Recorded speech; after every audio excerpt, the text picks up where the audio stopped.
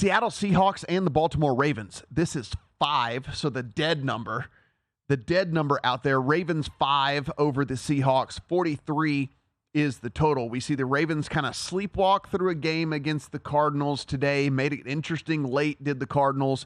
And then you see the Seahawks go out and go. Listen, I guess there's something to be said for coming back and winning a game in which you had a couple of bad turnovers. You could have kind of been one of those let it get off the rail type deals, which we saw with the Chiefs today, basically. You know, the game just started going against them and everything just started getting off the rails. They do come back, win the game, actually cover any number that you had on the Seahawks as well.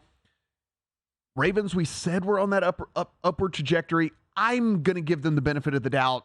Going in, no one gets up for the Cardinals, I don't think, anymore. You're coming back home now against the Seahawks, who, by the way, are now the number 1 team in the NFC West, if you were just following the stuff that went on today.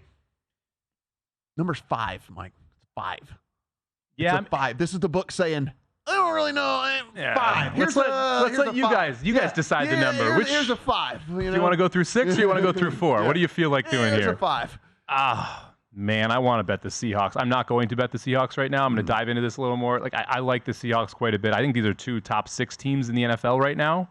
But I was really, really disappointed in the effort from the Seahawks today against the Browns. I thought they should have fared better.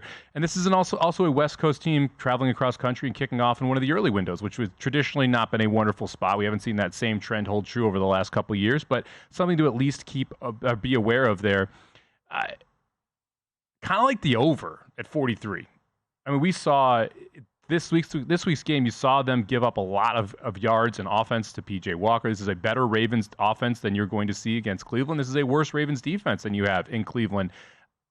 The 43 number seems a little bit low to me here, so I'll take the over. I have not bet it yet, but that would be the side I'm most interested right now. So I'm reading some stuff as it comes out right now, because one of the things that did concern me, at least a little bit, about that Ravens team as well, was the fact that they went super run heavy in the second half, which I didn't get, because like we were talking about how the reason we like this Ravens offense and what we were seeing from Monken and from Lamar Jackson was they were throwing the ball more effectively and more efficiently, and then they kind of abandoned that in the second half. But now I'm reading some quotes that are coming through that was actually part of the game plan, that they decided they made a conscious decision at halftime to run the ball more because they thought they were going to have more success against this Cardinals team with that. So I don't really know what to take from that. Hopefully that doesn't continue to carry over, but certainly if this is a decision moving forward to kind of get back to the more, hey, let's run it a little bit more, that would lean me certainly towards the Seahawks, but maybe this is just kind of a one-off here.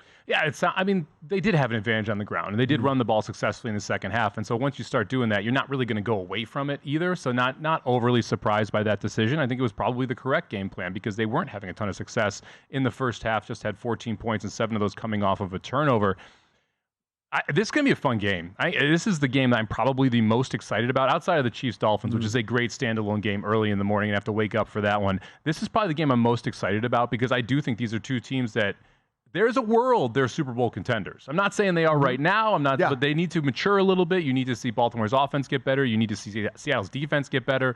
But there's a world where both of these teams could be Super Bowl bound. No, oh, absolutely. And listen, if for whatever reason Seahawks end up winning the division, I mean, that's obviously a huge advantage, right? Oh, yeah. For them as well. So tough to go into Seattle. Yeah, there's a lot of different ways for this to kind of pan out for both of those teams.